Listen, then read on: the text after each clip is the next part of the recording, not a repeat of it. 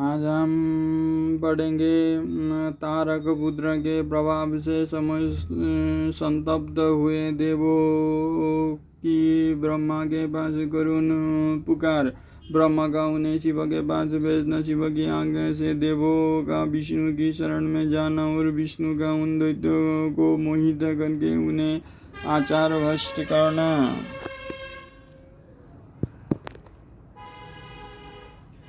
सनत कुमार जी कहते हैं, महर्षि तदनंतर तारक पुत्र के प्रभाव से दग्ध हुए इंद्र आदि सभी देवता दुखी हो परस्पर सलाह करके ब्रह्मा जी की शरण में गए। वो संपूर्ण देवताओं ने दीन होकर प्रेम पूर्वक पितामह के प्रणाम किया और अब अवसर देकर उनके अपना दुखड़ा सुनाते हुए कहा, देवता बोलेगा, धात त्रिपुरों के स्वामी तारक पुत्रों ने तथा मयासुर ने समस्त स्वर्गवासियों को संतप्त कर दिया है। ब्राह्मण, इसीलिए हम लोग दुखी होकर आपकी शरण में आए हैं। आप उनके बल का कोई उपाय कीजिए जिससे हम लोग सुख से रह सके। ब्रह्मा जी ने कहा, देवगणों, तुम्हें उन दानवों से विशेष भय नहीं करना चाहिए। मैं उनके बल का उपाय बतलाता हूँ। भगवान शिव तुम्हारा कल्याण करेंगे। मैंने ही इन दैत्यों को बढ़ाया है, अतः मेरे हाथों इनका वध होना उचित नहीं। साथ ही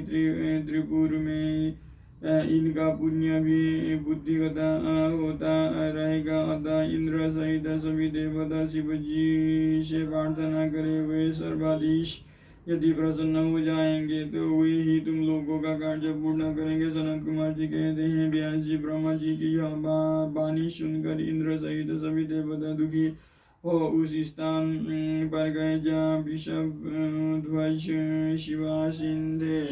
तब उन सबने अंजलि बांध कर देवेश्वर शिव को भक्ति पूर्वक प्रणाम किया और कंधा झुका कर लोगों के कल्याण करता शंकर का स्तवन किया। मुने इसी प्रकार नाना प्रकार के दिव्य स्रोतों द्वारा त्रिशूलधारी परमेश्वर का स्तुति करके स्वार्थ साधना में निपुण इंद्र आदि देवताओं ने दीन भाव से कंधा झुकाते हुए हाथ जोड़कर प्रस्तुत स्वार्थ को निवेदन करना आरंभ किया। देवताओं ने कहा, महादेव, तारक के पुत्र तीनों भाइयों ने मिलकर इंद्र सहित समस्त देवताओं को परास्त कर दिया है। भगवान, उन्होंने त्रिलोकी के तथा मुनीश्वरों को अपने अधीन कर लिया है और संपूर्ण सिद्ध स्थानों को नष्ट भ्रष्ट करके सारे जगत को उत्पीड़ित कर रखा है। वे दारुण दैत्य समस्त यज्ञ भागों का स्वयं ग्रहण करते हैं। उन्होंने ऋषि धर्म का निवारण करके अधर्म का विस्तार कर रखा है। शंकर निश्चय ही हुए तारक पुत्र समस्त प्राणियों के लिए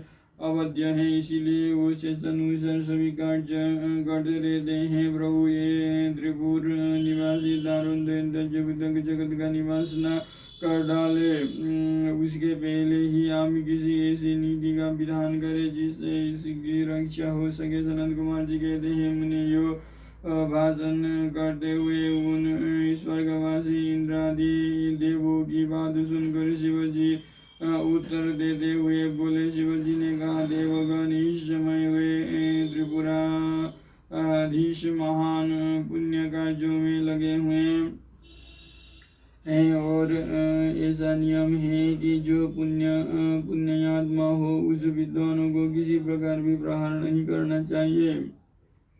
ओ देवताओं के सारे महान कष्टों को जानता हूँ, फिर भी वे दैत्य बड़े प्रबल हैं। अतः देवता और असुर मिलकर भी उनका वध नहीं कर सकते। वे तारक का पुत्र सबके सब पुण्य संपन्न है, इसीलिए उन सभी त्रिपुर वासियों का वध दुस्साध्य है। यद्यपि मैं रण कर्कश हूँ, तथापि जानबूझकर मैं मित्रद्रोह कैसे कर सकता हूँ, क्योंकि पहले किसी समय ब्रह्मा जी ने कहा था कि मित्रद्रोह से बढ़कर दूसरा कोई बड़ा पाप नहीं है। सत्पुरुष ने ब्रह्म हत्या, शराबी, चोर तथा व्रतभंग करने वाले के लिए प्रायश्चित का विधान किया है, परंतु कृतघ्न के उद्धार का कोई उपाय नहीं है।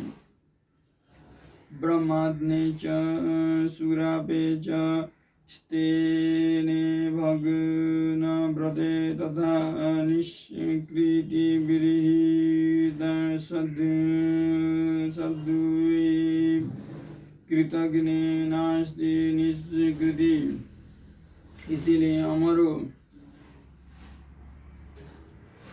देवताओं, तुम लोग भी तो धर्मज्ञ हो, अतः धर्म दृष्टि से विचार कर तुम्हें बताओ कि जब वे द्वैत में मेरे भक्त है तब मैं उन्हें कैसे मार सकता हूँ। इसीलिए अमरो, जब तक मैं द्वैत मेरी भक्ति में तत्पर है तब तक उनका पद असंभव है। तथापि तुम लोग विष्णु के पास जाकर उनसे यह कारण निवेदन करो। तदनंतर देवगण भगवान विष्णु के समीप गए और उनके द्वारा ऐसी व्यवस्था की गई कि जिससे वे असुर शैव सनातन धर्म से विमुख होकर सर्वदा चार परायण हो गए। वैदिक धर्म का नाश होने से वहाँ स्त्रियों ने पति व्रत धर्म छोड़ दिया, पुरुष इंद्रियों के वश हो गए।